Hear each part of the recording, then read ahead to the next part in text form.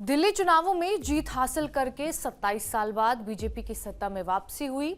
दिल्ली विधानसभा चुनाव में भारतीय जनता पार्टी 70 में से 48 सीटें जीतकर अब सरकार बनाने जा रही है। 20 फरवरी को नए मुख्यमंत्री का शपथ ग्रहण समारोह रखा गया है। दिल्ली के रामलीला मैदान में नए सीएम शपथ लेंगे। ऐसे में शपथ समारोह को लेकर कई तैयारियां भी शुरू हो गई हैं। उम्मीद ये भी की जा रही है कि इस कार्यक्रम में 1 लाख से ज्यादा लोग आ सकते हैं। प्रधानमंत्री नरेंद्र मोदी, केंद्रीय मंत्री, एनडीए शासित राज्यों के सीएम और इनके साथ साथ कई खास लोग इसमें शामिल होंगे। वहीं बड़ी बात यह भी है कि बीजेपी की गेस्ट लिस्ट में आम आदमी पार्टी के संयोजक अरविंद केजरीवाल और अब तक सीएम रही आतिशी को भी न्योता भेजा जा सकता है।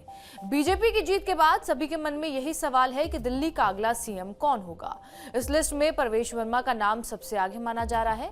ऐसा इसलिए क्योंकि उन्होंने नई दिल्ली असेंबली सीट से अरविंद केजरीवाल को हराया। बीजेपी सांसद मनोज तिवारी, कपिल मिश्रा, आशीष सूद, रेखा गुप्ता और विजेंद्र गुप्ता के नाम पर भी विचार किया जा सकता है। 19 फरवरी यानी आज ही को बीजेपी विधायक दल की बैठक है, जिसमें विधायक दल के नेता का चुनाव होगा। यही नेता फिर उपराज्यपाल से मिलकर सरकार बनाने का दावा पेश करेंगे।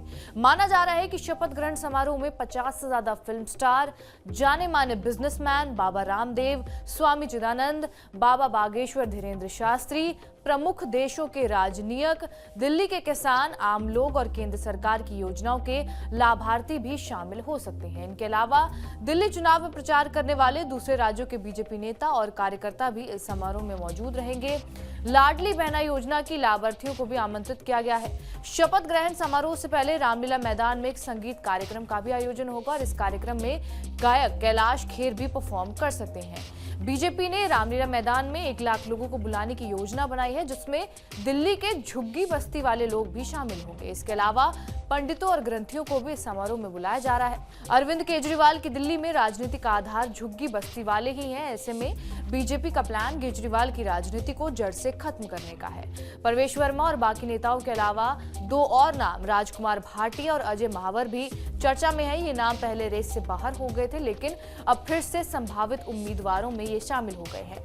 दिल्ली बीजेपी के उपाध्यक्ष राजकुमार भाटिया ने आदर्श नगर से पहली बार जीत हासिल की है, जबकि अजय महावर गोंडी सीट से दूसरी बार चुनाव जीते हैं। बीजेपी का मकसद यही है कि वो अपने किसी भी फैसले से आम आदमी पार्टी के उस नैरेटिव को सही साबित ना होने दे, जिसमें केजरीवाल की पार्टी ने यह दावा किया था कि बीजेपी के पास सीएम के लायक कोई चेहरा नहीं है। बहरहाल इस खबर के ऊपर आपकी क्या प्रतिक्रिया है, हमें कमेंट करके जरूर बताएं। बाकी देश और दुनिया की तमाम बड़ी खबरों से अपडेटेड रहने के लिए सब्सक्राइब कीजिए TV9 डिजिटल।